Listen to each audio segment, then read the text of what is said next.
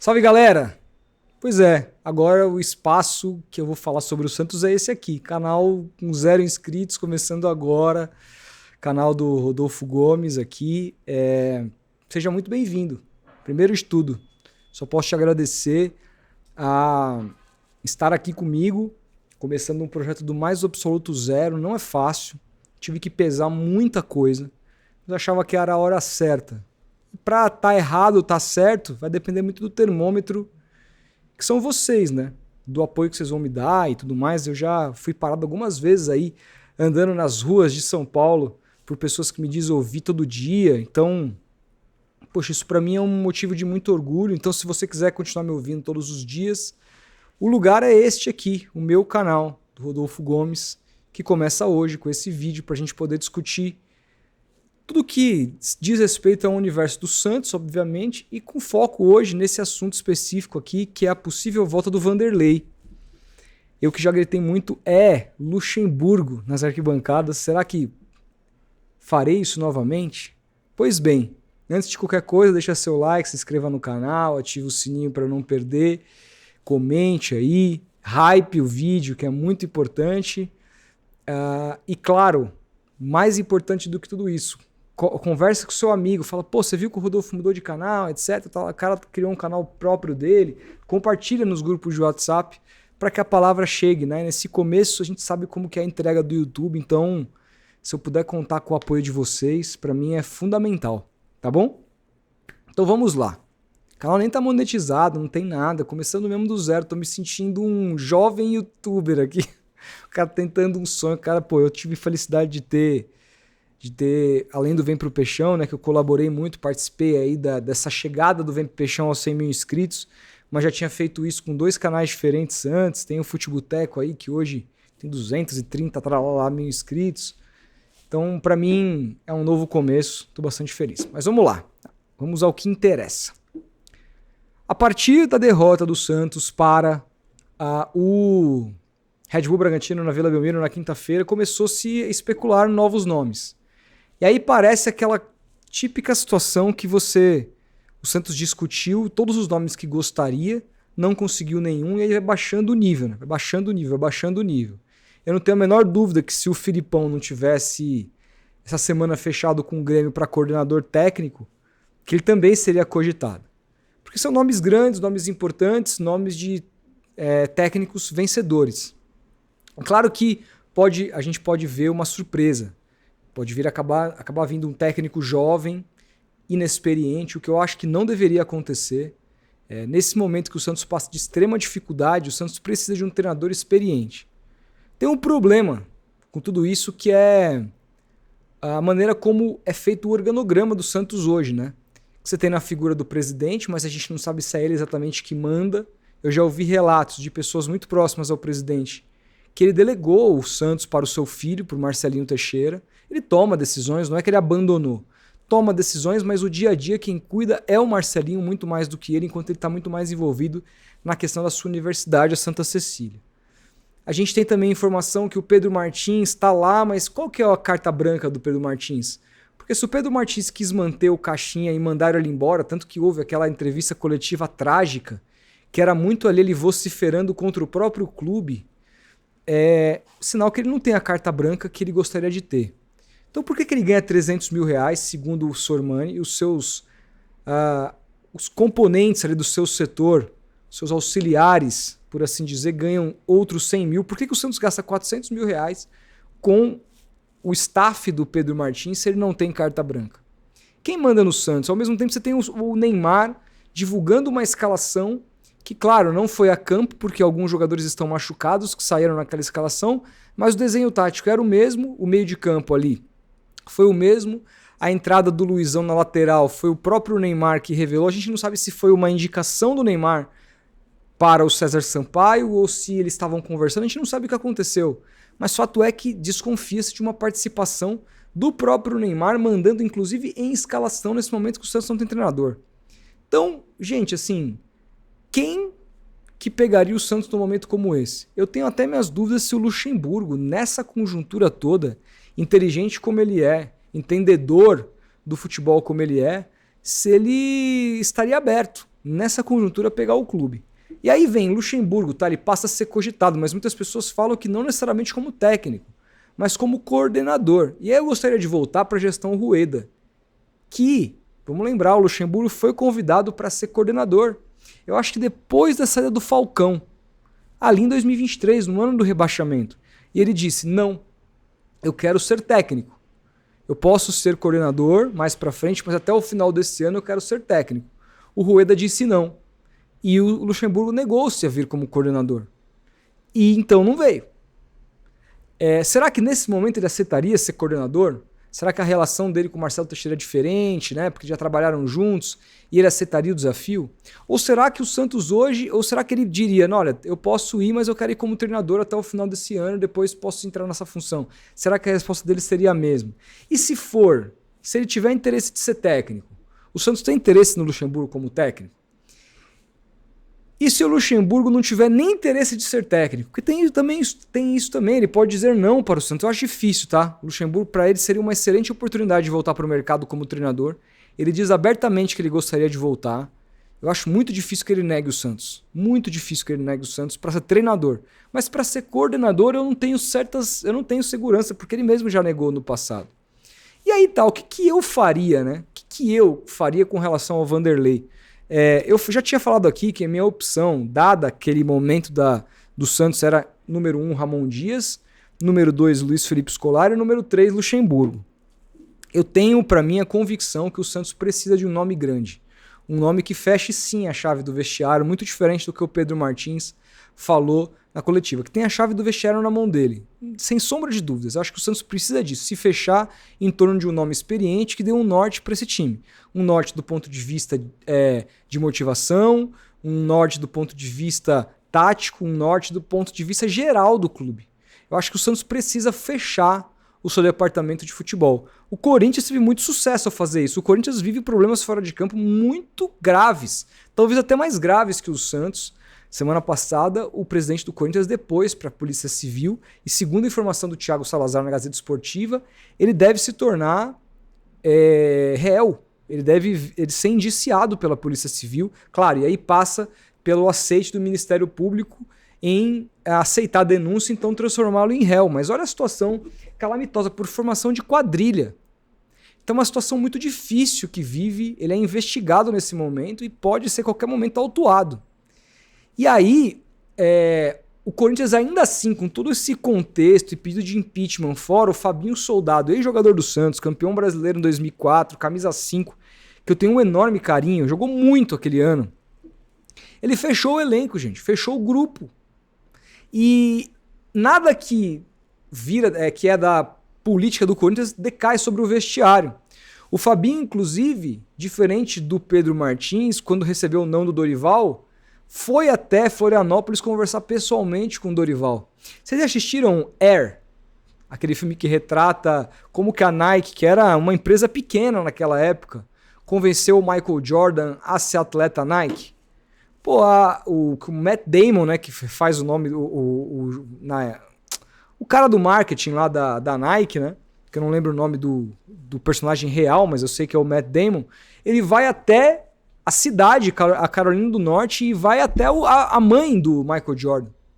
Sem autorização da Nike, sem autorização do empresário do Michael Jordan, ele fura e vai e convence a mãe. E a partir dali, a história da Nike mudou para sempre. Hoje, a maior marca de artigos esportivos do mundo, o Michael Jordan é o atleta que mais ganhou dinheiro na história. O segundo tem metade da fortuna dele. Então, assim,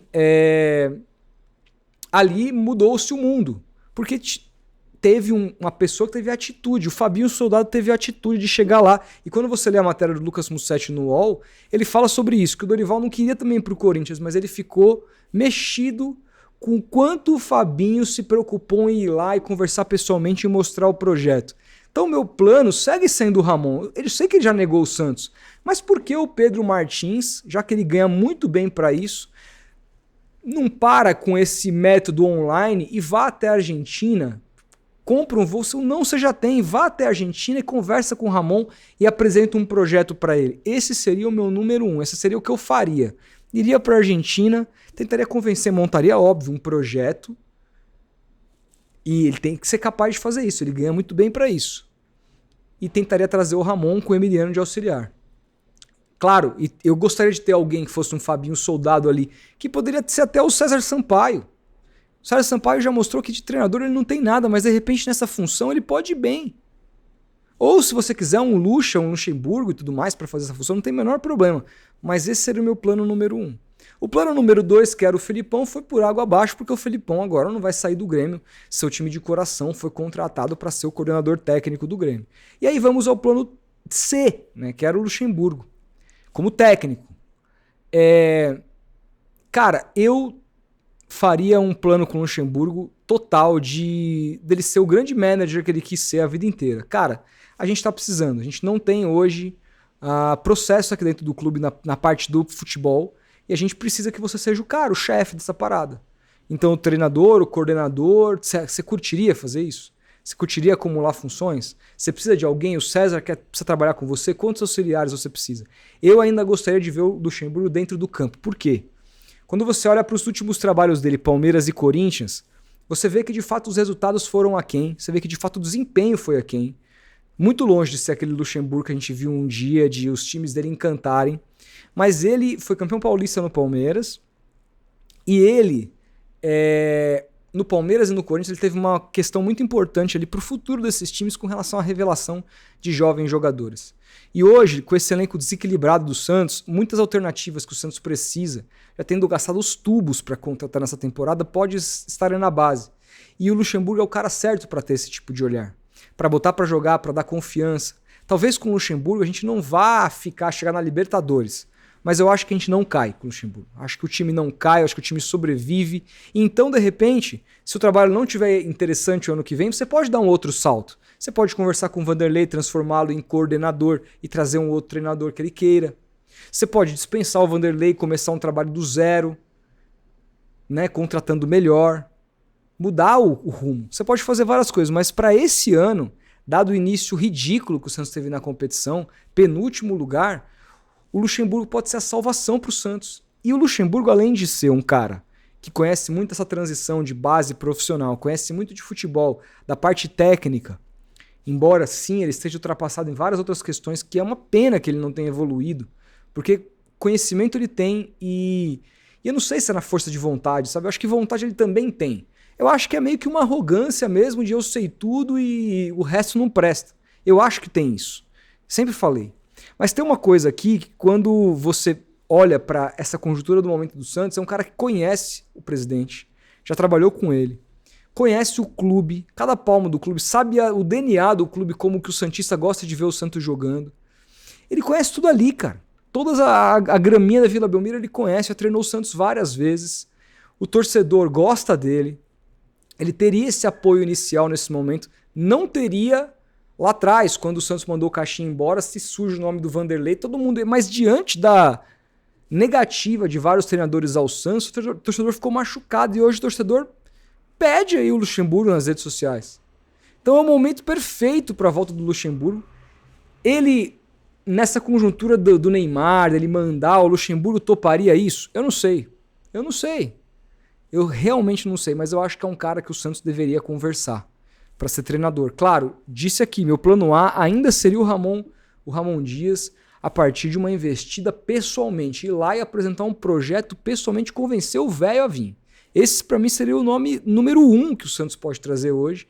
O cara que teve o aproveitamento que teve no Corinthians, que foi campeão paulista no Corinthians, tirando o clube de uma fila de 6 anos, e a gente viu que ele saiu, é o que está acontecendo com o Corinthians, né? Então ele não era o problema. O Dorival vai ter muitos problemas, e eu tenho as dúvidas. Vamos fazer, não uma aposta, mas vamos lembrar de fazer isso aqui. Quando o Dorival for embora do Corinthians, sabe, se lá Deus quando, a gente pegar o aproveitamento do Dorival e o aproveitamento do Ramon e ver quem teve mais. Eu acho muito pouco provável que o Dorival tenha um aproveitamento superior ao do Ramon Dias no Corinthians.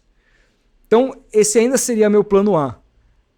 O Santos não aceitar um não como resposta, sabe? Ah, Rodolfo, mas se não aceitou o não como resposta, poderia não aceitar o não como resposta do Sampaoli também. Mas me parece que o Sampaoli só gostaria de pegar o time no meio do ano.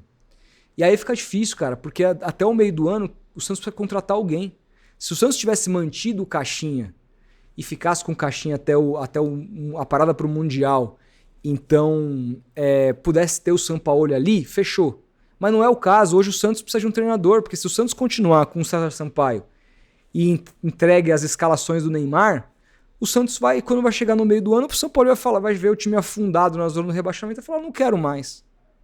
O São Paulo não quis. Esse eu acho muito pouco provável o Santos convencê-lo a vir agora, nessa situação que o clube se encontra. Né? Então o Ramon já pegou times nessa situação. O Vasco ele pegou nessa situação e chegou falando, a gente não vai cair. A gente vai permanecer. E ele permaneceu. O Santos caiu e ele permaneceu. Permaneceu. Então, eu acho que é esse o momento, sabe? Eu acho que é esse o momento do Santos ir lá na Argentina, tentar convencer o velho. Mas se não der, Luxemburgo eu vejo como a principal alternativa. E aí vocês me perguntam, tá, e o Diniz? Esse eu vou falar bem a verdade. Se o Diniz for contratado, eu vou perseguir todo mundo. Perseguir. O Diniz teve ano passado, se eu não me engano, foram 28 jogos, alguma coisa assim. Foram 3 vitórias, gente. Ele teve 15 derrotas e uma caralhada de empate. O aproveitamento do Diniz, tanto com o Cruzeiro como com o Fluminense ano passado, é bizonho. Eu não me lembro de um técnico de time grande treinando 1 ou 2 times no ano que tenha tido um aproveitamento tão ridículo. Parada de 20 e poucos %. Não dá, não dá. O Diniz é um grande cara, o Diniz tem ideias interessantes, teóricas. No Fluminense ele encontrou, naquele ano que deu certo, ele encontrou um cenário muito específico ali, com jogadores muito técnicos que conseguiam fazer aquilo que ele pede para ter um cenário vitorioso. Ele conseguiu méritos dele, não vou tirar o mérito dele ali, embora tenha tido algumas coisas ali, né? Algumas sortes que todo mundo tem quando é campeão, tá tudo certo. O próprio Abel naquela final contra o Santos teve uma dose de sorte, faz parte. Agora, cara, é muito difícil o Diniz dar certo com qualquer elenco. Imagina ele fazendo o Luizão sair jogando, Gil, cintura dura, todo respeito. O Gil não é um horroroso, mas não é um cara pra sair no refino tocando bola dentro da área. Imagina isso, com a zaga que o Santos tem, o Santos fazendo esse joguinho. É segunda divisão. Se o Santos contratar o Diniz, ele assinou o passe pra Série B. E acho que o Diniz vai acabar indo pro Vasco. O Pedrinho é muito fã do treinador. Vamos ver se isso vai acontecer. Acho até que o Diniz tem mais segurança trabalhando com o Pedrinho do que trabalhando com o Marcelo Teixeira. Então, não vejo o Diniz no Santos nesse momento. Tem outras alternativas? Tem o Léo Condé, tem o próprio Carpini. Acho difícil esses técnicos largarem os seus trabalhos de primeira divisão para virem para o Santos agora. Acho bem difícil. Mas eu também consideraria, se a partir do momento que não der Vanderlei, não der o Ramon, serão nomes que eu não considerava antes, mas agora eu já começo a ficar desesperado mesmo e considerar. Fato é que a gente vai ficar aqui aguardando as próximas novidades com relação a treinador do Santos. E eu te aguardo para deixar o seu like, se inscrever aqui. Qualquer novidade eu volto. De repente eu faço até mais de um vídeo por dia por aqui, porque o algoritmo precisa rodar, né? YouTube, quanto mais você produz, mais ele espalha seu conteúdo. Então tem que ser assim, a todo vapor. Eu conto com vocês, tá bom? Obrigado a todo mundo que já se inscreveu, que tá aqui comigo, que chegou, e tamo junto, vamos em frente. E se Deus quiser, o Santos vai melhorar, vai sair dessa. É nóis, gente. Grande abraço.